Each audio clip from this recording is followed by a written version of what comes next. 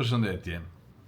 Le të diskutojmë pak për eventi që ndodhi para të dysh në qytetin e Tiranës, zjarri në një pallat tek farmacia 10 përballë QSUT-s. Në një pallat të ri, 2 vjeçar, si mund të thuash, ku dogjen rreth 30 apartamente.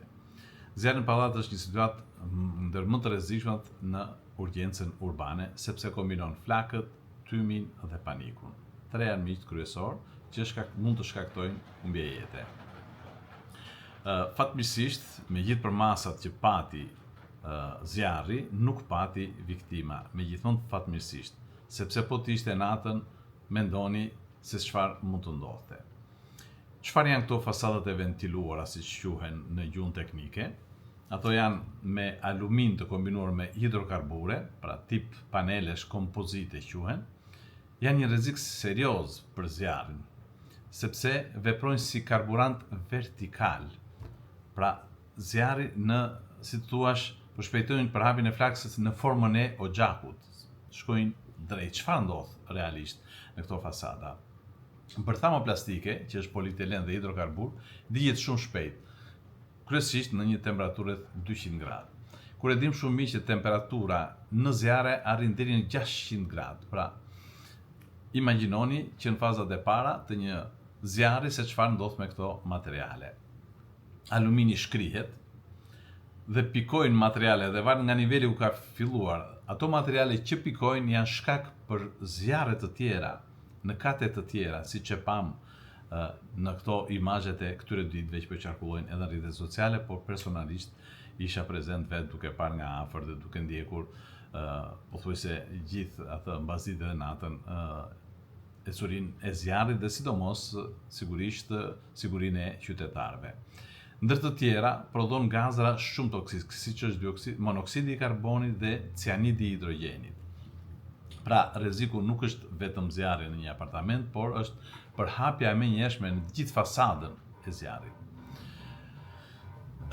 Pse është më rrezikshëm se materialet e zakonshme kjo fasada e ventiluar? Nuk është vetëm veshje dekorative, sillet si lëndë djegëse.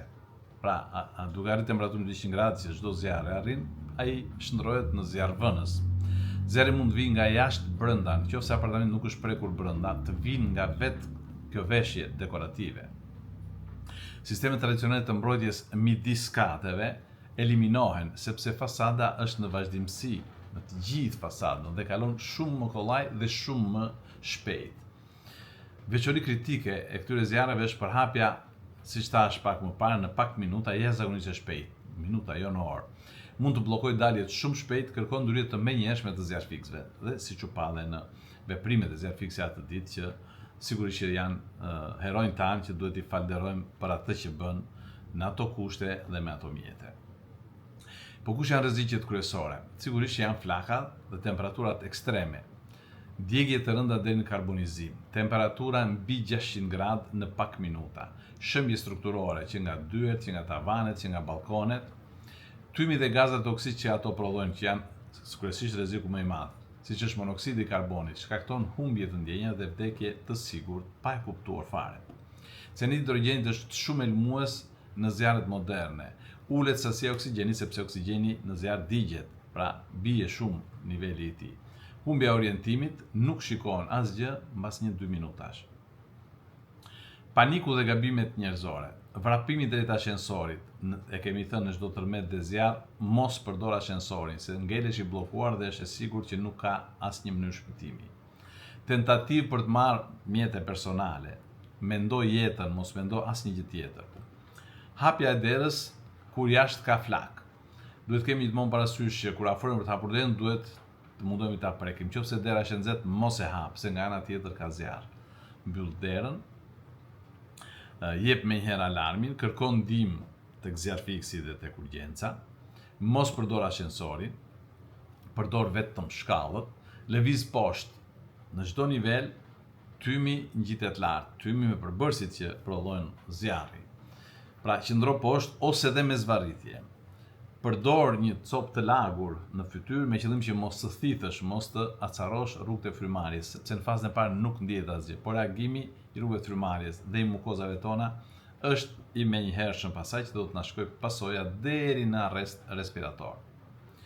Pra, mos e hap derën, nëse i bllokuar brenda mbyll derën dhe izolo ambientin. Vendos rroba të lagura në hapësirat në çarje të ndryshme. Jep sinjalin për ndihmë, qëndro ulur në tokë si thash pak më parë. Nëse ndodhesh kallëtësive, mos u hidh, por prit në rryen e zjarfiksit, jep sinjalin, dil në balkonë dritare, me zë, me britma ose edhe me një dritë celulari, nëse është errësirë, që duket edhe më kollaj. Prandaj këto janë të gjitha mënyra se si ne duhet sillemi dhe kryesisht gabimi më fatal janë përdorimi i ashensorit, kthimi mbrapa për sendet personale, qëndrimi në këmbë gjatë prodhimit të tymnit, hyrja në zona me flak për të shpëtuar dikë, po pa pasur pajisje sigurisht që një përqindje shumë e madhe është që ta humbasësh edhe ti jetën. Pra, fasada me përmbajtje hidrokarburi janë një rrezik urban real. Duhet kontroll teknik dhe standarde të rrepta, rezistencë ndaj zjarrit. 200 gradë nuk shna asnjë gjë. Çfarë do lloj zjarri mund të shkaktoj dhe ta bëj një zjarr vënës dhe atë. Jo vetëm kjo, por dhe edukimi i banorëve është po aq i rëndësishëm sa vetë infrastruktura. Në zjarr koha është jetë. Tymi të vret më shpejt se sa flaka. Reagimi i parë, veprimi i parë që t'i bën vendos fatin dhe jetën tënde. Këto ishin këshillat për sa i përket rënies së zjarreve në zonat urbane, në banesë, sidomos ku rrugët janë shumë të kufizuara të limituara për të larguar sa më shpejt nga vendngjarja. Faleminderit, shihemi në episodin e radhës.